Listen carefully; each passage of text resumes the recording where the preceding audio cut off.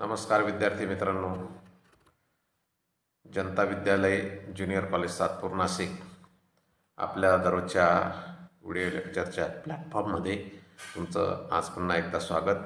आपण इयत्ता 9वीच्या गणित भाग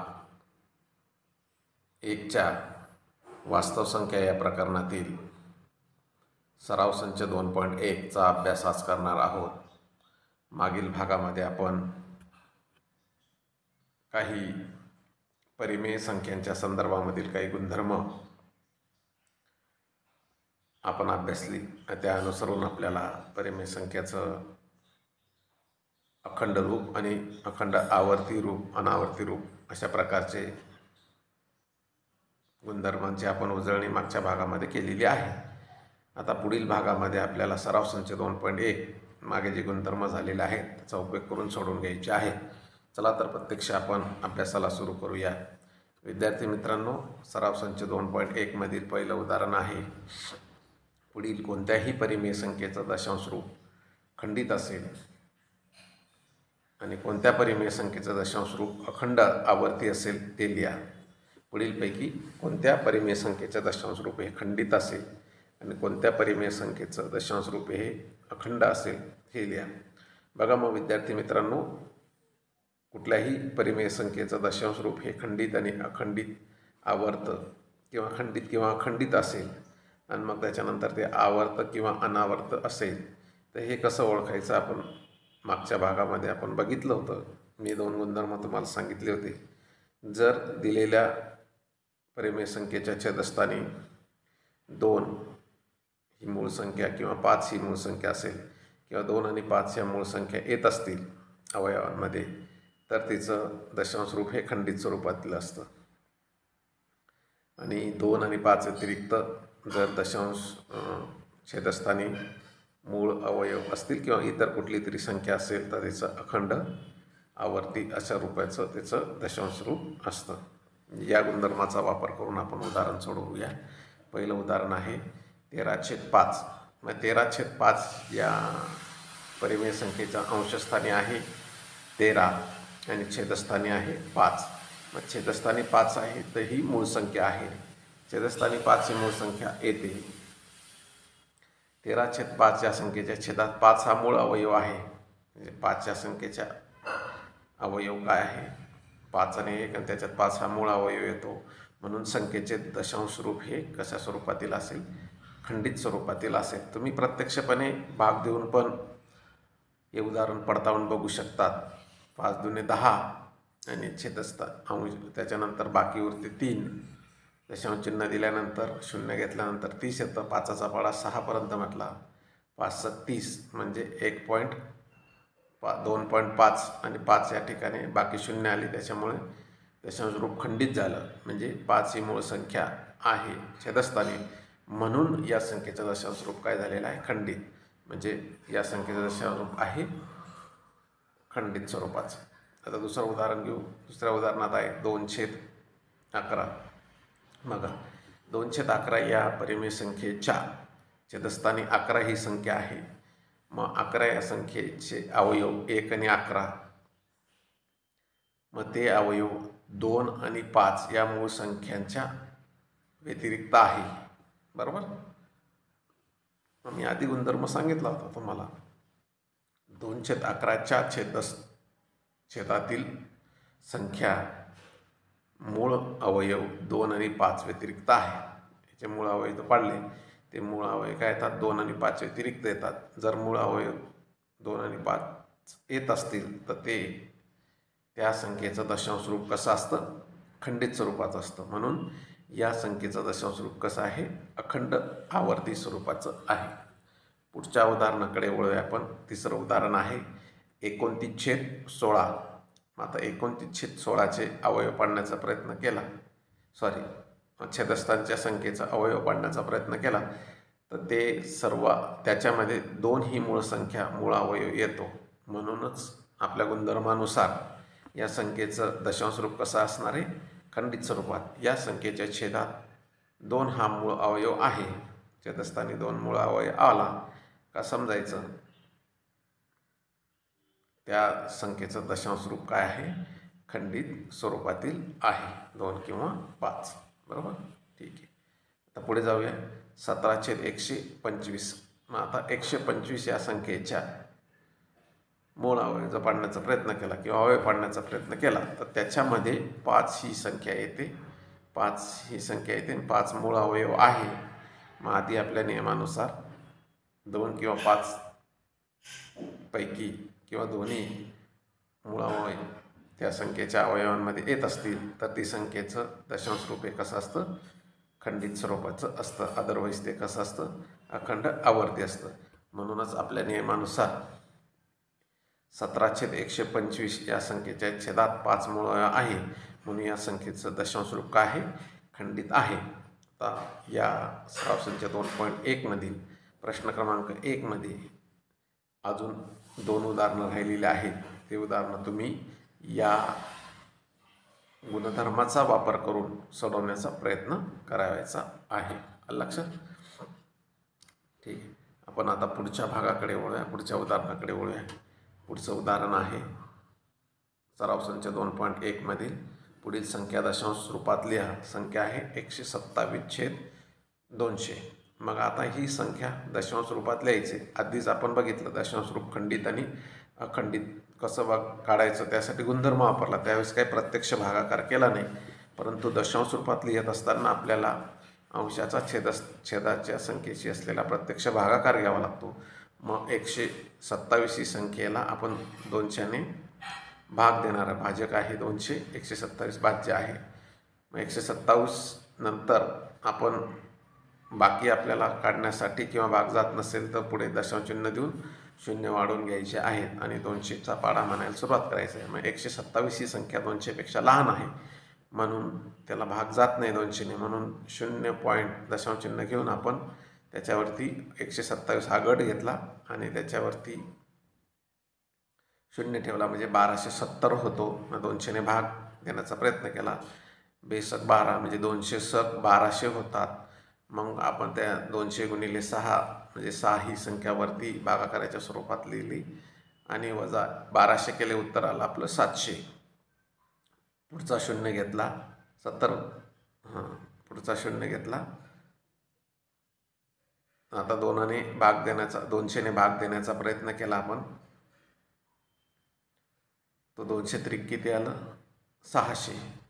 मग 100 वजा 700 मधून 600 गेल्यावर 100 राहतात. पुढचा 0 घेतल्यावर 1000 होतात आणि 200ने भाग दिल्यानंतर 200चा पाढा 5 पर्यंत किंवा 200ने 1 ला गुणलं, 2 ला गुणलं, 3 ला गुणलं, 4 ला, 5 ला, तर 5व्या स्थानी 200 गुणिले 5 गेल्यानंतर 1000 उत्तर येतं आणि शेवटी 0 बाकी येते. म्हणून 127/200चं दशांश रूप आहे तर 0.635. आणि हे कुठल्या स्वरूपाचं आहे मित्रांनो? हे दशांश रूप तुम्ही 100% बरोबर आहे. हे दशांश रूप खंडित स्वरूपाचं आहे. 5 या ठिकाणी आपला भागाकार थांबलेला आहे. पुढच्या उदाहरणाकडे वळूया. दुसरं उदाहरण आहे 23/7. इथे 23ला 7ने भाग द्यायचा आहे. भाजक आहे 7, भाज्य आहे 23. आणि मग आपल्याला सोयीसाठी दशांश चिन्ह देऊन पुढे 0 लिहून घ्यायचे आहेत. 7ने भाग द्यायला रेग्युलर भागाकार जसा करतो तसं भागाकार समोर मांडलेला आहे. मी भागाकार करायला सुरुवात केली. 7ने भाग दिला. 7 त्रिक 21. 23मधून 21 वजा केले, उत्तर येतं 2 आणि 0 घेतला. 2ला काही भाग जात नाही 7ने, त्याच्यामुळे दशांश चिन्ह दिलं आणि मग इथे शेवटी भाग देण्यासाठी संख्या तयार झाली 20. मग परत 7चा पाढा 20 पर्यंत म्हणण्याचा प्रयत्न केला. 7 1 7, 7 2 14, 7 त्रिक 21. 21 ही संख्या मोठी होते. मग त्यापेक्षा लहान संख्या काय आहे 7च्या पाढामध्ये? 14. मग ती कोणत्या स्थानावरती येते? दुसऱ्या स्थानावरती, म्हणजे 7 दुणे 14. 2 हा वरती लिहिला आणि वजा 14 खाली 20मधून वजा 14 केले. 20मधून 14 गेले, उत्तर आलं 6. 6 नंतर पुढचा 0 आपण घेतली, पुढचा अंक घेतो. इथे 0च आहे.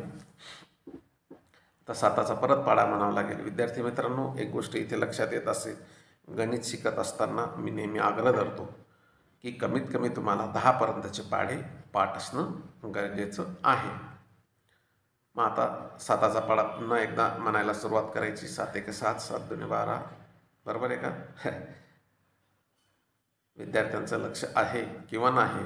7 1 7, 7 2 14, 7 3 21, 7 4 28, 7 5 35, 7 6 42, 7 8 56, 7 9 63, 7 8 56 आणि 63 संख्या मोठी होते म्हणजे 8 वरती लिहिला, 60 वजा 56 उत्तर येतं 4, पुढचा 0 घेतला, परत 7ने भाग दिला, 7 5 35, 5 ही संख्या वरती लिहिली, नंतर उत्तर आलं 5, 5वर 0 दिला, 50 झाला, 7 7 49, 50 मधून 49 दिले, उत्तर आलं 1, परत 0 घेतला, 7 1 7, उत्तर आलं 30, 7 4 28, उत्तर आलं 2. परत आपण हा जर भागाकार असा चालू ठेवला तर परत 8 5 7 2 8 5 7 1 4, 2 8 5 7 1 4, म्हणजे बघा 2 आला म्हणजे तिथे 20 येईल आणि 20 आल्यानंतर परत हा जो गट आहे हा रिपीट होणार आहे, म्हणजे 23/7चं उत्तर आलेलं आहे 3.285714285714. हे कशा स्वरूपाचं चालू राहील मित्रांनो? हे अखंड स्वरूपात चालू राहील आणि आवर्ती स्वरूपात आहे, अखंड आवर्ती रूप आहे. म्हणून या 23/7चं दशांश रूप कशा स्वरूपाचं आपल्याला लक्षात येतं? अखंड, त्याचबरोबर आवर्ती स्वरूपाचं आपल्याला बघायला मिळतं. पुढच्या उदाहरणाकडे जाऊया. उदाहरण क्रमांक 3.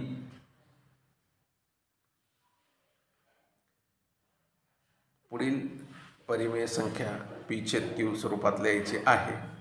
बघा, मग तत्पूर्वी आपल्याला एक गोष्ट लक्षात आली असेल, की आपण 2.2 मधील 2.1 मधील पहिलं आणि हे दुसरं उदाहरण बघितलं, दुसरं आणि बाकीचे उरलेली उदाहरणं तुम्हाला अशा स्वरूपामध्ये सोडवायची आहे. मग त्यासाठी काय करायला लागेल? त्यासाठी आपल्याला प्रत्यक्ष भागाकार करावा लागेल. त्यासाठी पाढेपाठ असणं गरजेचे. भागाकार करत असताना जो काही भागाकार येईल त्या भागाकारानुसार बाकी 0 आली तर अखंड येत नाही, खंडित स्वरूपाचं आहे, आणि भागाकार 0 येत नसेल तर ते बघायचं अखंड आहे का आणि त्याचबरोबर आवर्ती आहे का. अखंड असेल, आवर्ती असेल तर तसं लिहायचं, अखंड असेल, अनावर्ती असेल तर तसं लिहायचं आहे. आता पुढच्या मुद्द्याकडे वळूया. पुढील परिमेय संख्या p/q स्वरूपात लिहा. बघा, इथे साधारणपणे 5 उदाहरणं दिलेली आहेत. पैकी 2 उदाहरणं आपण या ठिकाणी घेणार आहोत. उरलेली उदाहरणं तुम्हाला स्वाध्यायासाठी असतील. बघा, 0.6 या संख्येचं हे दशांश रूप आहे. त्याचं आपल्याला p/q रूपात, ही परिमेय संख्या आहे परंतु p/q रूपात तिचं रूपांतरण करायचं आहे. म्हणजे संख्येचं रूपांतरण p/q स्वरूपात करायचं, तिला मानायचं आहे x बरोबर 0.6 आणि 6 वरती टिंब ठेवलेला आहे. आधी सांगितल्याप्रमाणे, मागच्या व्हिडिओ लेक्चरमध्ये घेतल्याप्रमाणे, जर एखादी संख्या, एखादा अंक पुन्हा पुन्हा येत असेल, आवर्ती स्वरूपात येत असेल, त्याच्यावरती डोक्यावरती टिंब ठेवून आपण ते खंडित स्वरूपात लिहू शकतो. किंवा अंकांचा गट जर पुन्हा पुन्हा येत असेल तर त्या अंकांच्या गटावरती आडवी रेषा ठेवून ती खंडित स्वरूपात आपण लिहू शकतो. म्हणजे 0.6 हे काही खंडित स्वरूपातलं दशांश रूप नाही, ते अखंडित आहे, फक्त लिहिण्याचा प्रयत्न केला आहे खंडित स्वरूपामध्ये. मग दिलेल्या संख्येत 6च हा अंक आवर्ती आहे म्हणून तिला 10ने गुणले आपण, म्हणजे दोन्ही बाजूला 10ने गुणले वरच्या समीकरणामध्ये. तर 10x बरोबर 6.6 आणि 6 वरती डॉट किंवा टिंब ठेवला. आणि मग आता या दोघांची वजाबाकी केली, समीकरण 1 आणि समीकरण 2. 10x मधून x वजा केले आपण तर उत्तर येतं 9x, बरोबर. आणि 6.6 डॉटमधून 0.6 वजा केले तर त्याचं उत्तर येतं 6.0. म्हणजे 9x बरोबर 6.0 असं आपल्याला उत्तर येतं. म्हणजे 9x बरोबर 6 असं आपल्याला उत्तर येतं.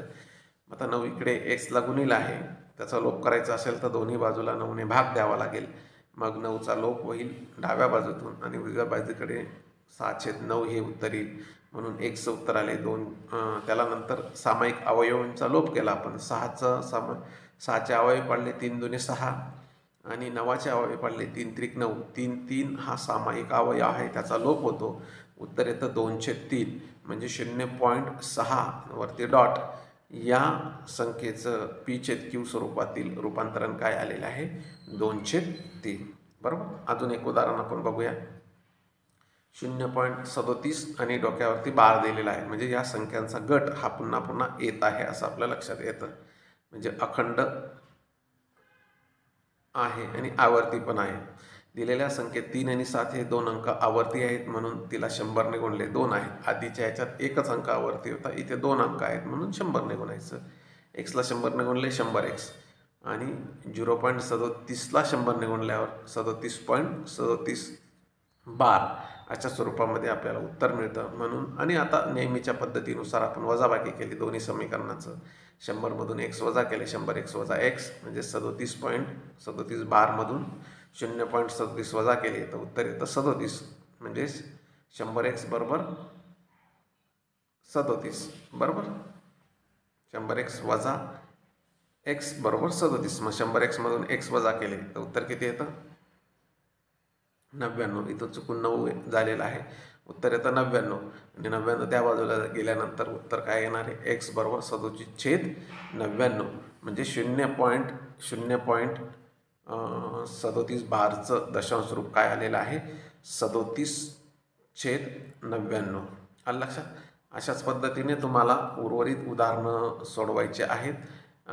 सराव संच 2.1 मधील पहिल्या प्रश्नातील, दुसऱ्या प्रश्नातील आणि तिसऱ्या प्रश्नातील जवळपास 70% उदाहरणं आपण घेतलेली आहेत. उरलेली उदाहरणं स्वाध्याय म्हणून वर्गपाठाच्याच वहीमध्ये तुम्ही लिहून घ्यायची आहे. आजच्या व्हिडिओ लेक्चरसाठी एवढं पुरेसं आहे. ठीक आहे, धन्यवाद. अभ्यास करायचा.